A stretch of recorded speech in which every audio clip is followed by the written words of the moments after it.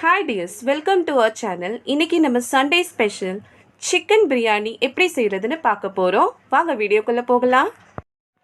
இப்போ நம்ம பிரியாணிக்கு தேவையான பொருட்கள் எல்லாம் பார்த்துடலாம். 2 கப் அளவுக்கு பாஸ்மதி அரிசி எடுத்திருக்கோம். அதை 20 நிமிஷம் கிட்ட ஊற வச்சுருக்கோம். 1/2 கிலோ அரிசிக்கு 1/2 கிலோ சிக்கன் எடுத்து வச்சுக்கோங்க. 3 தக்காளி, 2 பெரிய சைஸ் வெங்காயத்தை இப்படி ஸ்லைஸாக கட் பண்ணி வச்சுக்கோங்க. 3 ஸ்பூன் அளவுக்கு இஞ்சி பூண்டு பேஸ்ட்டு.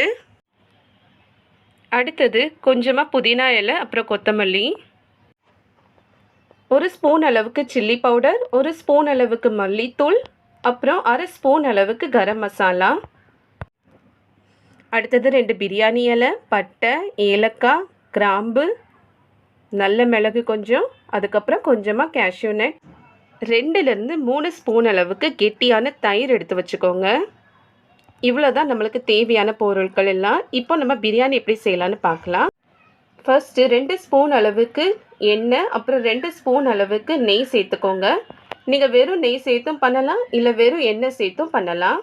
நாங்கள் 2ஐயும் மிக்ஸ் பண்ணியிருக்கோம். அடுத்தது நம்ம எடுத்து வச்சுருக்க பட்டை, கிராம்பு, ஏலக்காய், பிரியாணி இலை, கேஷ்யூ நட், நல்ல மிளகு எல்லாத்தையும் சேர்த்துக்கலாம். 2 பச்சை மிளகாவும் சேர்த்துக்கோங்க. இப்போ எல்லாம் போட்டாச்சு, நல்லா கிளறி விடுங்க. இது நல்லா கிளறினதுக்கப்புறமா நம்ம எடுத்து வச்சுருக்க வெங்காயத்தை உள்ளே சேர்த்துக்கலாம். வெங்காயம் நல்லா வதங்கணும், அது வரைக்கும் நம்ம கிண்டிகிட்டே இருக்கணும். வெங்காயம் நல்லா வதங்கினதுக்கப்புறமா நம்ம எடுத்து வச்சுருக்க சில்லி பவுடரை உள்ளே சேர்த்துக்கலாம். நாங்கள் 1 ஸ்பூன் அளவுக்கு சேர்த்துருக்கோம். நீங்கள் உங்கள் காரத்துக்கு ஏற்ற மாதிரி சேர்த்துக்கலாம். அடுத்தது நம்ம எடுத்து வச்சுருக்க கொத்தமல்லியை உள்ளே சேர்த்துக்கலாம்.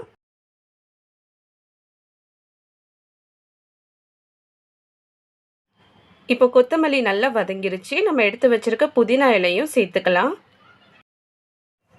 மறுபடியும் எல்லாத்தையும் சேர்த்து நல்லா கிளறி விடுங்க.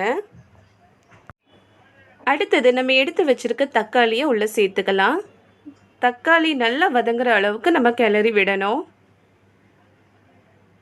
இப்போ கொஞ்சமாக நம்ம உப்பு சேர்த்துக்க போகிறோம், தக்காளி நல்லா வதங்கணும்னு. அடுத்தது நம்ம எடுத்து வச்சுருக்க இஞ்சி பூண்டு பேஸ்ட்டை சேர்த்துக்கலாம். மறுபடியும் நல்லா கிளறி விடுங்க, பச்சை வாசனை நல்லா போகிற வரைக்கும்.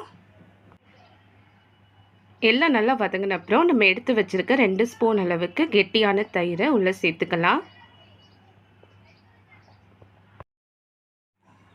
அடுத்தது நம்ம எடுத்து வச்சுருக்க கரம் மசாலாவும் மல்லித்தூளும் உள்ளே சேர்த்துக்கலாம்.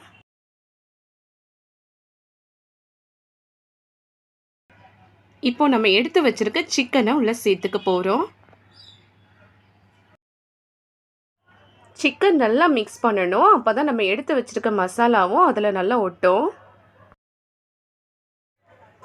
அடுத்தது நம்ம தண்ணி சேர்த்துக்க போகிறோம். 2 கப் பாஸ்மதி அரிசிக்கு 4 கப் அளவுக்கு நம்ம தண்ணி சேர்த்துக்கணும். தண்ணி சேர்த்தப்புறம் மறுபடியும் நம்ம மசாலா உப்பு எல்லாம் கரெக்டாக இருக்கான்னு செக் பண்ணிவிட்டு தேவைப்பட்டுச்சுன்னா இன்னும் கொஞ்சம் உப்பு சேர்த்துக்கோங்க. இப்போ நம்ம இதை மூடி போட்டு 10 நிமிஷம் அளவுக்கு கொதிக்க வைக்க போகிறோம். ஒரு கொதி வந்ததுக்கப்புறம் தான் நம்ம அரிசியை சேர்த்துக்கணும். இப்போ 10 நிமிஷம் ஆயிடுச்சு, ஒரு கொதியும் வந்துருச்சு. நம்ம எடுத்து வச்சுருக்க அரிசியை உள்ளே சேர்த்துக்கலாம். அரிசி சேர்த்தப்புறம் மறுபடியும் ஒரு டைம் நல்லா கிளறி விடுங்க. அதுக்கப்புறம் நம்ம மூடி போட்டு அதை வேக வைக்கலாம். இப்போ 15 நிமிஷம் ஆகுது. சில சமயம் நம்ம பிரியாணி செய்யும்போது அடி பிடிச்சிக்கும். அப்படி அடி பிடிக்காமல் இருக்கணும்னா கீழே இப்படி ஒரு பேன் வச்சுக்கோங்க. அப்போனா உங்களுக்கு உதிரி உதிரியாகவும் வரும், அடியும் பிடிக்காது. இப்போது 20 மினிட்ஸ் கிட்ட ஆகுது. நம்ம மூடி ஓப்பன் பண்ணி பார்க்கலாம். எவ்வளோ அழகாக நம்ம பிரியாணி உதிரி உதிரியாக ரெடி ஆகிருக்கு. இன்னும் கொஞ்சம் வெந்தால் நல்லாயிருக்கும். அதனால் நாங்கள் மறுபடியும் 5 மினிட்ஸ் இதை மூடி வைக்க போகிறோம். அவ்வளோதான் டியர்ஸ், நம்ம டேஸ்டியான சிக்கன் பிரியாணி ரெடி ஆயிடுச்சு. இது நீங்களும் ஒரு டைம் ட்ரை பண்ணி பாருங்கள், உங்களுக்கு ரொம்பவே பிடிக்கும். இந்த வீடியோ உங்களுக்கு பிடிச்சிருந்ததுன்னா அதை லைக் பண்ணுங்கள், ஷேர் பண்ணுங்கள். எங்கள் சேனலை மறக்காமல் சப்ஸ்கிரைப் பண்ணுங்கள்.